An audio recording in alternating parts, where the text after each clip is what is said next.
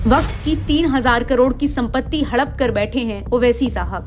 ये हम नहीं, वक्फ फोरम के अध्यक्ष कह रहे हैं जनाब। जी हाँ, वही ओवैसी जो आज वक्फ बोर्ड के मसीहा बनते फिर रहे हैं, वो खुद वक्फ की संपत्ति को अपनी जायदाद बनाकर बैठे हैं। और जब इस तरह की धांधली उजागर करने के लिए मोदी सरकार बिल ला रही है तो ओवैसी जैसे नेता बिलबिला रहे हैं। 15 मिनट दे दो वाले नेता के भाईजान ओवैसी पर वक्फ की 3000 करोड़ रुपए की संपत्ति हड़पने का आरोप लगा है। जावेद अहमद की माने तो ओवैसी ने वक्फ बोर्ड की 3000 करोड़ रुपए की जमीन लीज पर ली हुई है, जबकि वक्फ एक्ट कहता है कि कोई भी संपत्ति 30 साल से ज्यादा लीज पर नहीं दी जा सकती है। शायद ओवैसी साहब वक्फ बोर्ड को बचाने में इतने मशगूल हैं कि एक्ट का ये हिस्सा ही भूल गए हैं। ओवैसी क्यों इस पर बात नहीं करते कि हैदराबाद में उनके पास वक्फ बोर्ड की करोड़ों एकड़ की जमीन है, जिसका किराया मात्र 8 रुपए महीना है। लैंड डीलिंग के डॉन है ओवैसी ब्रदर्स। हैदराबाद के ओल्ड सिटी में ओवैसी ब्रदर्स इतने बड़े लैंड डीलर्स बन चुके हैं कि MIM विधायक लगभग हर बड़े जमीन सौदों में शामिल रहते हैं और MIM के हस्तक्षेप के बिना कोई 100 गज की जमीन न बेच सकता है न खरीद सकता है।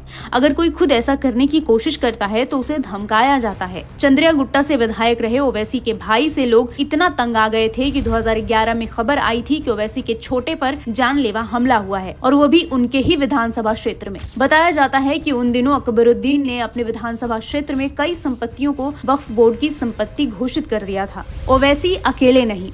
वक्फ वेलफेयर फोरम का दावा है कि ओवैसी अकेले नहीं है। 200 से ज्यादा नेता वक्फ की जमीनों पर कब्जा किए बैठे हैं। कांग्रेस के राष्ट्रीय अध्यक्ष मल्लिकार्जुन खड़गे पर भी कर्नाटक में वक्फ की संपत्ति कब्जाने के आरोप लग चुके हैं। इसीलिए मोदी सरकार का ये संशोधन बिल वक्फ की संपत्ति को चैन की नींद सुलाने के लिए है और उनकी नींद उड़ाने के लिए है जो वक्फ के नाम पर अकाट्य संपत्ति बना चुके हैं। और बिल में बदलाव हुआ तो सारे दागदार सौदे और जमीन हथियाने की कहानी जनता के सामने आ जाएगी। वक्फ अमेंडमेंट बिल पर मीटिंग होती है, ज्वाइंट पार्लियामेंट्री कमेटी बैठती है और विपक्ष के नेतागण हंगामा करते हैं, शोर शराबा करते हैं, तर्क वितर्क में घुसना नहीं चाहते हैं। ये लोग वॉकआउट कर गए, एक बार नहीं, 2 बार नहीं, 3 बार उन्होंने वॉकआउट किया।